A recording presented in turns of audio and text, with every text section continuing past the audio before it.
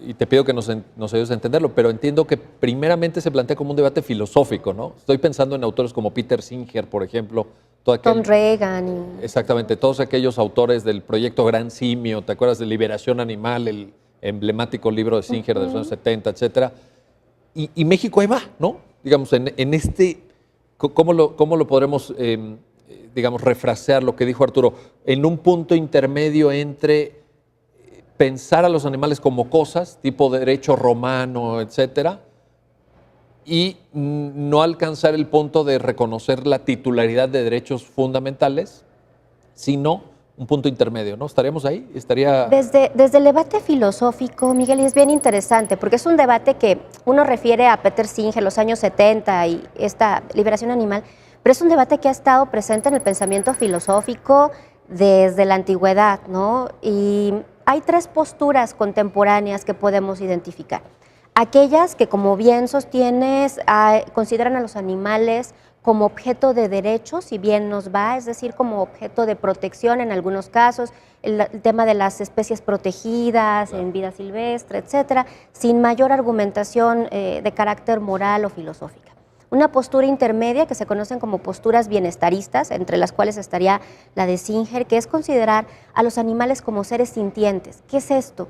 Seres con capacidad de sufrir y de percibir ese sufrimiento, aun cuando tengan sistemas cognitivos mucho más primitivos que los nuestros. Y la tercera postura... Perdón, y en esto, digo, que está en la Constitución de la Ciudad de México, ¿no? Así es. Pero en este segundo ámbito, Rosy, creo que es importante para que las personas que nos ven, quizás nos puedas apoyar en esta reflexión, que hay evidencia científica de eso que afirmas. Claro, el proyecto Gran Simio lo deja clarísimo y la declaración de Cambridge es una declaración que hacen varios científicos, neurocientíficos, físicos, etcétera. Después de 40 años, declaran ellos, después de 40 años de estudiar y de trabajar con grandes simios, con primates, se dan cuenta de que tienen un sistema de conciencia que les permite percibir su entorno y percibir las condiciones en las que están, ser conscientes de su propio sufrimiento, ¿no? Eso está científicamente probado. Eso está científicamente probado. Entonces eso ya nos garantiza la posibilidad de decir que hay una capacidad de sentir y por lo tanto de esto deriva una obligación moral de los seres humanos de evitar en la medida de lo posible el sufrimiento y la crueldad innecesaria. Entonces, esta misma reflexión se podría extender, pensemos en grandes simios, etcétera, que tienen un material genético parecido al de los seres humanos, pero ¿hacia otras especies? Sí, de hecho, estudios muy novedosos apuntan a que seres vivos tan simples como las babosas o los caracoles tienen esta misma capacidad de sentir sufrimiento y de ser conscientes, ¿no? Yo te iba a preguntar por delfines o por elefantes. No, es cada vez más amplio el espectro de seres que pueden ser catalogados como seres sintientes, a diferencia de las plantas, por ejemplo. Una cosa es la fotosensibilidad o otro tipo de sensibilidades que pueden tener plantas, pero no son conscientes de esta sensibilidad, a diferencia de los animales. Esta obligación moral que se deriva del reconocimiento de esta capacidad de sufrir y de ser conscientes de este sufrimiento, deriva en estas posturas bienestaristas que tienden a aminorar en la medida de lo posible el sufrimiento, pero carecen de lo que la tercera vertiente, que sería la vertiente del reconocimiento de los animales no humanos como sujetos de derechos en sí mismos. Aquí encontramos, por ejemplo, a Tom Regan. Tom Regan es el autor que por primera vez establece de manera muy consistente el tema de la necesidad de reconocer ciertos derechos fundamentales hacia los animales no humanos, porque dice, son dueños de su propia vida, son sujetos de su propia vida. Son como las tres posturas, ¿no?